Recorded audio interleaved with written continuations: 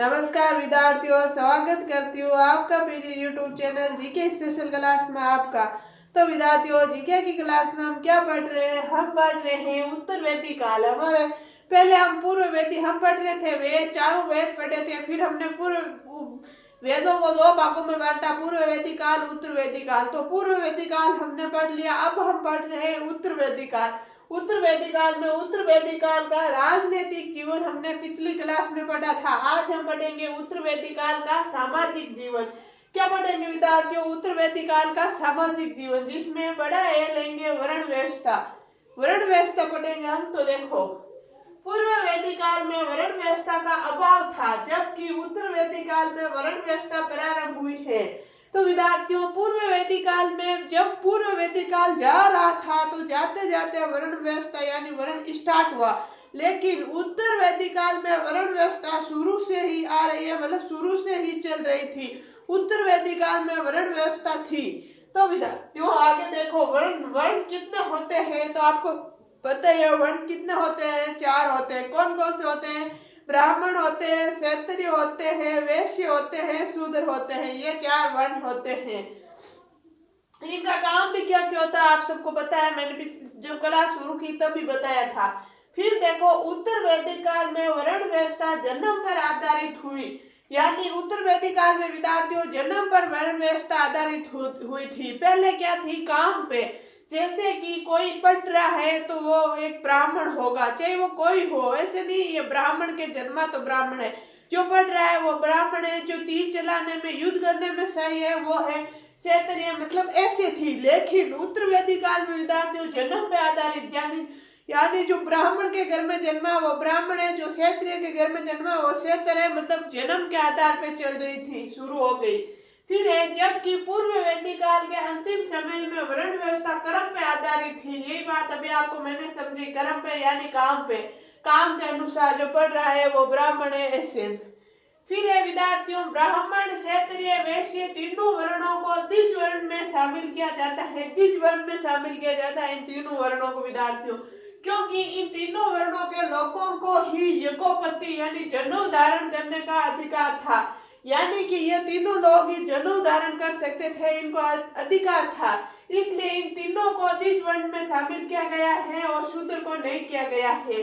फिर तैत्तिरीय ब्राह्मण ग्रंथ में इन तीनों वर्णों के लोगों के अलग अलग प्रकार की जनेऊ धारण करने की बात कही गई है, जो कि निम्नलिखित है। यानी तैत्तिरीय ब्राह्मण ग्रंथ आपने देखा था, उसमें ऐसे माना जाता है कि ये तीनों लोग अलग अलग प्रकार की जनेऊ धारण करते थे। सॉरी, जनेऊ क्या होती है?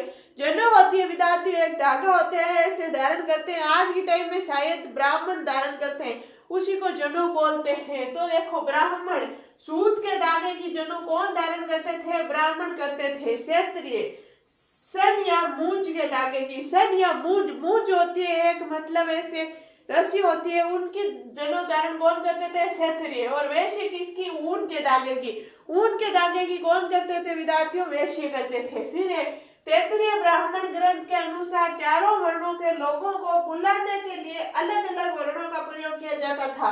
यानी कि चारों वर्णों के लोगों को बुलाने के लिए विद्यार्थियों अलग अलग वर्णों का प्रयोग करते थे, यानी अलग अलग नामों का प्रयोग करते थे। जैसे कि ब्राह्मण आइए, ब्राह्मण में ऐसे बोलते थे आइए। क्षत्रिय में आओ, क्षत्रिय को क्या बोलते थे? आओ। वैश्य जल्दी आओ, शूद्र दौड़ कर आओ। ऐसे इन चारों में अलग अलग वर्णों का प्रयोग करते थे। तो विद्यार्थियों इसका स्क्रीनशॉट लो, फिर हम और आगे लिख रहे हैं। इसमें कुछ ज्यादा है नहीं विद्यार्थियों। पूर्व वैदिक काल में तो हमारे जैसे कि ऐसे पढ़ रहे थे हम उत्तर वैदिक काल का सामाजिक जीवन। तो पूर्व वैदिक काल के सामाजिक जीवन में हमारे 3 क्लासें लगती थी। इसमें ऐसे नहीं है एक क्लास में एक फिनिश हो जाता है, छोटे छोटे, ये ज्यादा बड़ा नहीं है। चलो लिखो, मैं बोल रही हूँ, लिखो। वर्ण व्यवस्था, पूर्व वैदिक काल में वर्ण व्यवस्था का अभाव था, जबकि उत्तर वैदिक काल में वर्ण व्यवस्था प्रारंभ हुई। वर्ण 4 होते हैं, सबको पता है। तो आगे लिखो, ब्राह्मण, क्षत्रिय, वैश्य, शूद्र। फिर नीचे की लाइन में लिखो, उत्तर वैदिक काल में वर्ण व्यवस्था जन्म पे आधारित हुई। ये बात अभी आपको मैंने समझी थी, जन्म पे। जैसे ब्राह्मण के घर में जन्मा वो ब्राह्मण है, क्षत्रिय के घर में जन्मा वो क्षत्रिय है, वैश्य के घर में जन्मा वो वैश्य है, शूद्र के घर में जन्मा वो शूद्र है। फिर नीचे की लाइन में लिखो, जबकि पूर्व वैदिक काल के अंतिम समय में वर्ण व्यवस्था कर्म पर आधारित है। नीचे लिखना, जबकि पूर्व वैदिक काल के अंतिम समय में वर्ण व्यवस्था कर्म पर आधारित है। कर्म यानी काम पे। तो ये बात भी अभी आपको मैंने समझाई थी। ब्राह्मण जो पढ़ने में निपुण था या जो पढ़ाई करता था वो ब्राह्मण होता था, जो युद्ध करता था वो क्षत्रिय होता था। ऐसे इन कर्म पे आधारित था।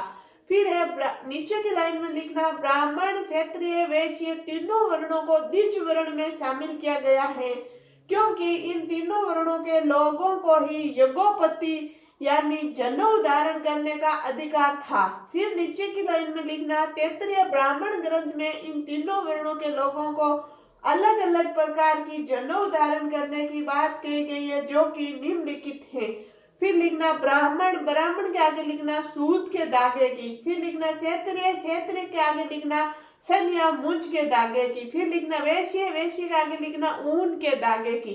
फिर लिखना तैत्तिरीय ब्राह्मण ग्रंथ के अनुसार चारों वर्णों के लोगों को, इन चारों वर्णों के लोगों को बुलाने के लिए अलग अलग वर्णों का प्रयोग किया जाता था। अलग अलग वर्णों का प्रयोग किया जाता था वर्ण का। तो देखो, ब्राह्मण को आइए, क्षत्रिय को आओ, वैश्य को जल्दी आओ, शूद्र को दौड़ के आओ।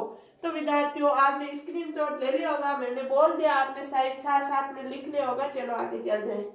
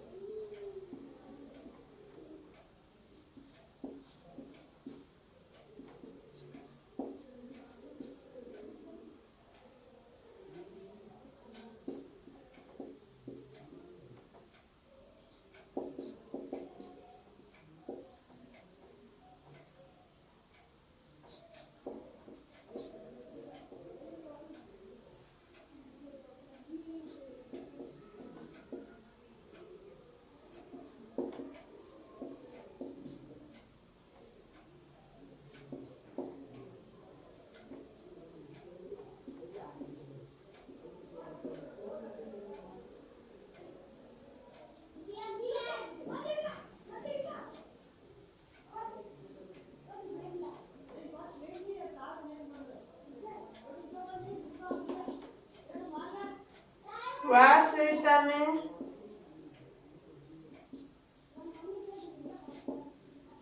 क्षत्रियों की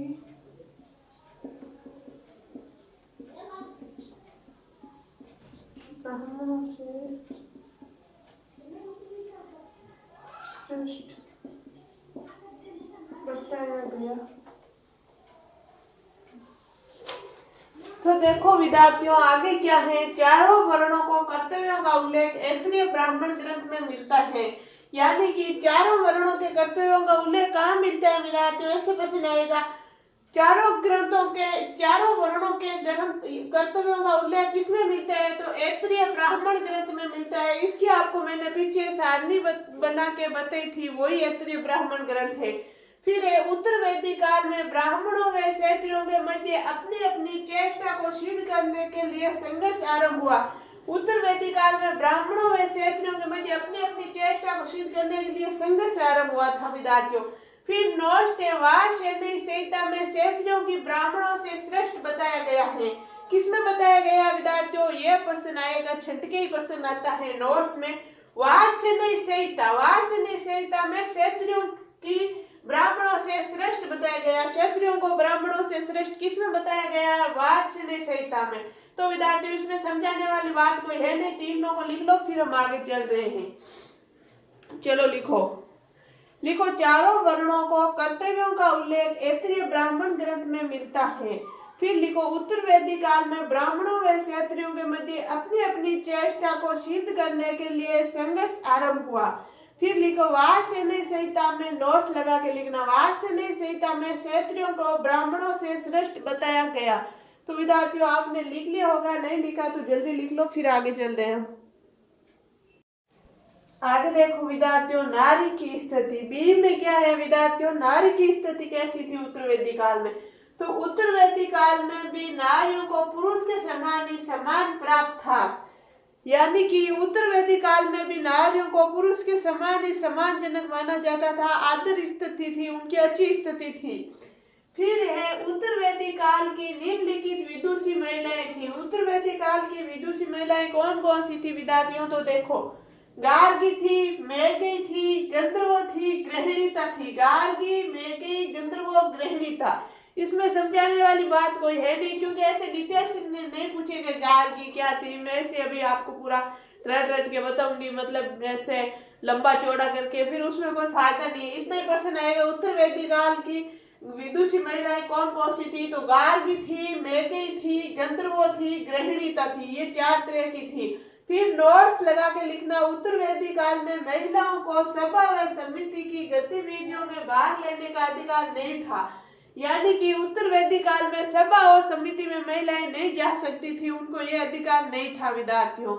फिर उत्तर वैदिक काल में सती प्रथा का प्रचलन नहीं था। उत्तर वैदिक काल में सती प्रथा का प्रचलन नहीं था, यानी उस समय महिलाएं सती नहीं होती थी।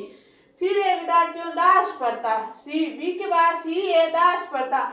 दास प्रथा का प्रचलन प्रारंभ हो गया। बस इतनी सी बात है, उत्तर वैदिक काल में दास प्रथा का प्रारंभ हो गया, यानी दास प्रथा उत्तर वैदिक काल में थी।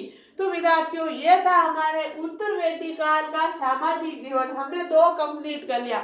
हमारा चल रहा है उत्तर वैदिक काल। हमने पूर्व वैदिक काल पूरा पढ़ लिया था, अब उत्तर वैदिक काल चल रहा है, जिसमें पिछली क्लास में हमने पढ़ा था उत्तर वैदिक काल का राजनीतिक जीवन। आज हमने पढ़ा है उत्तर वैदिक काल का सामाजिक जीवन। आगे की क्लास में हम पढ़ेंगे उत्तर वैदिक काल का धार्मिक जीवन, फिर पढ़ेंगे आर्थिक जीवन, फिर हमारे ये फिनिश हो जाएगा। फिर इन दोनों में तुलना कर लेंगे और फिर हम एक न्यू टॉपिक के साथ आगे बढ़ेंगे। तो विद्यार्थियों आज के लिए इतना ही, बाकी के पढ़ेंगे हम नेक्स्ट क्लास में। जब तक के लिए आप स्वस्थ रहो, मस्त रहो, पढ़ते रहो। अगर आपको मेरी क्लास अच्छी लगती है तो लाइक करना, शेयर करना और सब्सक्राइब करना बिल्कुल नहीं भूलना। धन्यवाद।